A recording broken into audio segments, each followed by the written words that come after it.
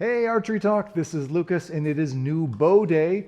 Today we've got the 6th bow in for our 2025 hunting bow project. This one is from Darton Archery. Very excited to show you this bow.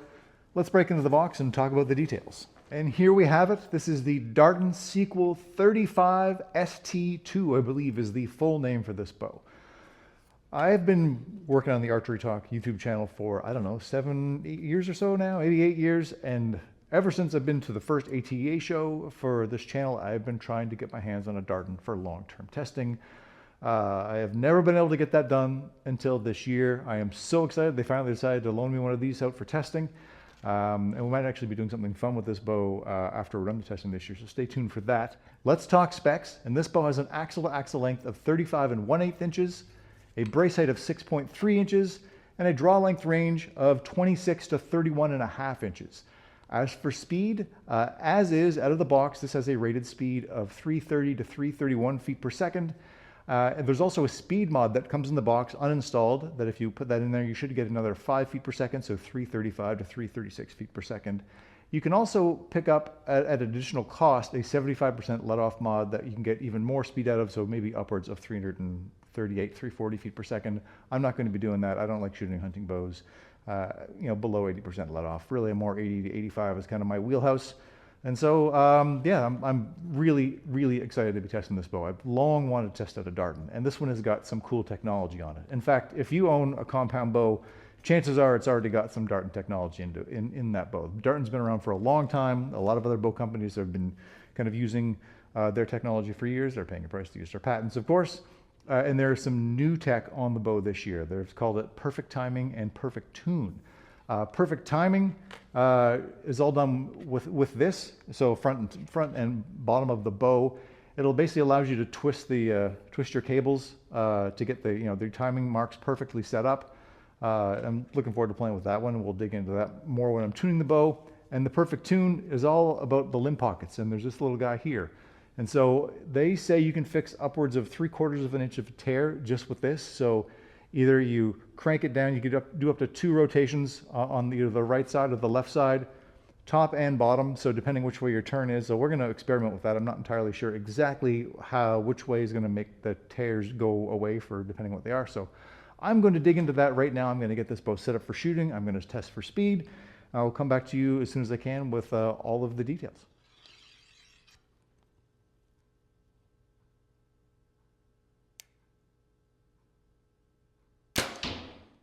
All right, the Sequel 35 ST2 is set up and ready to shoot. I have plopped on here a black gold pro sight that I've had for a number of years now. It's a fantastic hunting sight, 3-pin. I've also used a QAD Ultra Rest, Arrow Rest. That's actually a Hoyt branded Arrow Rest, so hopefully folks at Darton don't mind, but that's the rest I had on hand. I've got a lot of bows in and I'm running out of Arrow Rests. And really, that's the only thing I added to this outside of the Hamsky Raptor Peep, which is on every test bow I have this year and last year, and hopefully in the future years. Setup on this was mostly as simple as you would want it to be. The bow came with 31 inches as the draw length set, so I just kind of moved the mods over from the number 6 position to the number 5 position. That gets me to 30 inches, and I put it on the draw board, and it was really 30 inches bang on. It also came out at about 72-ish pounds.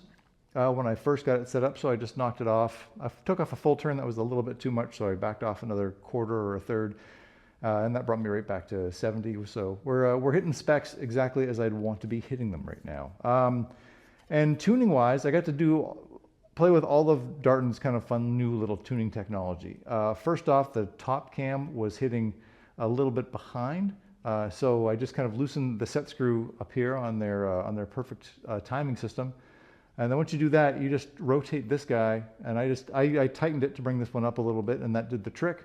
I wasn't sure. I had to experiment a little bit. You could do that on the bottom as well, so you could tighten or loosen to kind of get your timing marks set up.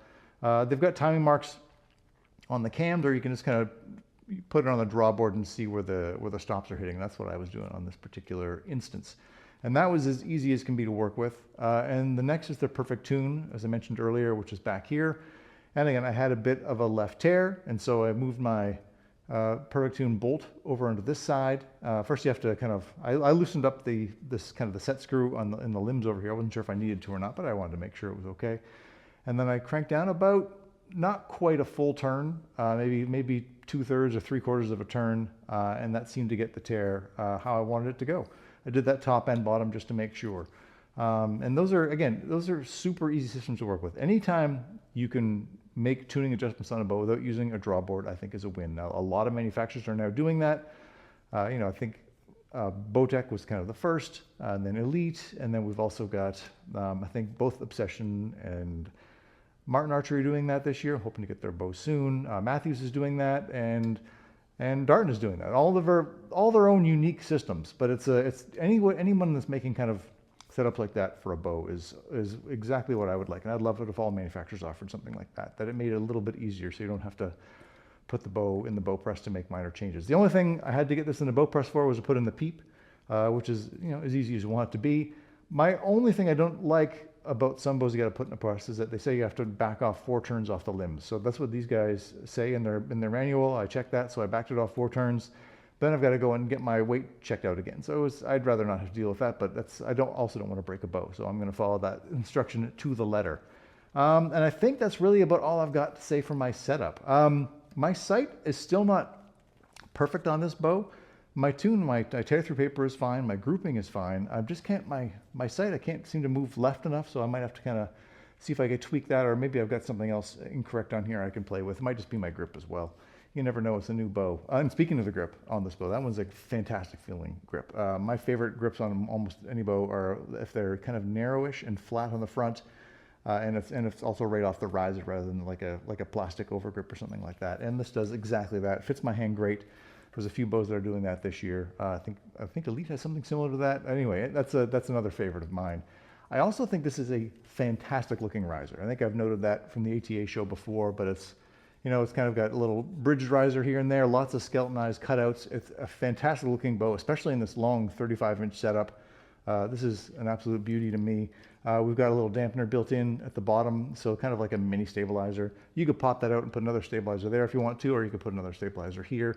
They've got different options for you as well. They've got a rear stabilizer mount if you want to go in that route as well. So if you're shooting 3D, this would be Darton's do everything bow in my mind at 35 inches, and you can kind of set up, especially that you can make it kind of let off changes and all that.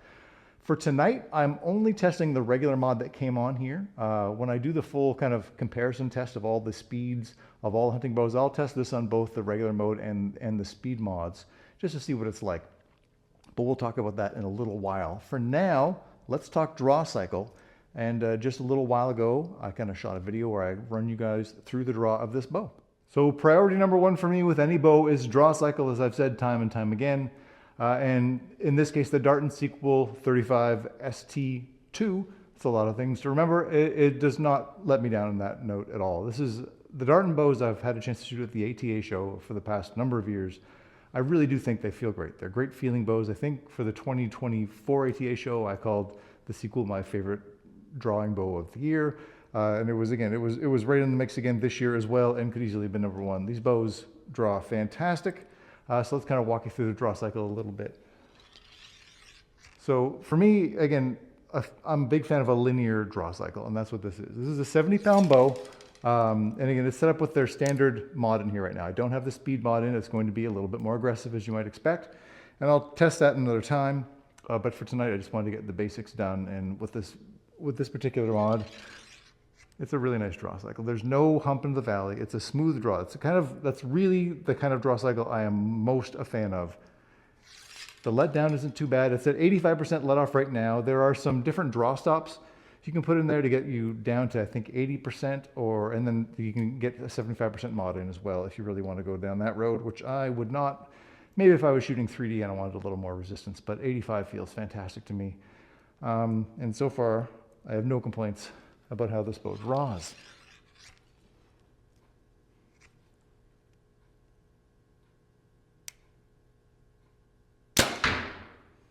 Again, this is as far as a bow that draws nice. It's not going to let you down. Again, they don't have a crazy, outrageous rated speed number. Their rated speed is 331 feet per second. And this is going to feel in that ballpark. Again, I've shot some bows that are listed at 340-ish that feel that feel similar to this, and that's because they have lower speeds. So I suspect this one's going to be a little closer to its advertised number, and that's what the Darton guys have told me, that they're not inflating their speed numbers. And I'll take a lower advertised speed if it actually hits the number. And so many manufacturers don't follow that same trajectory. But let's do one more draw with this fantastic drawing bow. And it's a treat. If you never had a chance to shoot a Darton bow, at least these modern ones, you really get yourself to a dealer and check one out for yourself. Let's go test for speed. So as I mentioned, it is time to talk speed, and I ran this bow through the chronograph set up at 30 inches and 70 pounds with a 350 grain arrow and a 455 grain arrow. With that 350 grain arrow, I saw speeds of 326, 325, and 326 feet per second. So we're going to call that 326. That is just 4 feet per second below their advertised speed. To me, that is a home run. There's very few manufacturers that'll come close to that. I love the fact that they are being honest with their speeds, or at least maybe less optimistic than some other brands you'll see sometimes with their rated speed numbers. And again, that's with peep and a D-loop and everything like that. I get so many people in the comments saying, "Oh, you got to shoot it without a peep and a D-loop." Well, I've never shot any bow without a peep or a D-loop. All my bows I set up the same, and so I'll see how their speeds set up and compare to what they're advertised with. And so far, these guys are doing great. I think with the speed mods, we're probably going to see speeds more like 331, 332, if I had to guess, but we'll find out for sure when I test all of the bows in the coming weeks against each other in the speed test video.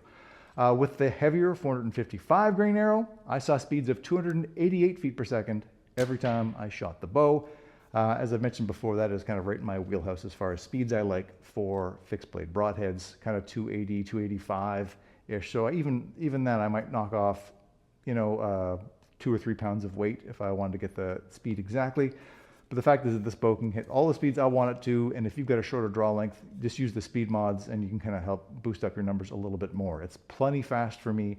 And again, this bow is just as fast, if not faster, than some bows that are advertised 10, 12, 14 feet per second faster. I love seeing that from Darton. I think Archery Talk, that's about all I've got for you for today. We'll stay tuned for more videos on this bow, and I think I've got 2 more bows coming in, knock on wood, in the next little while. So once I have those 2 bows in, then I will start with the draw cycle video where I compare all the draw cycles. I'll have a speed test video where I compare all the speed tests.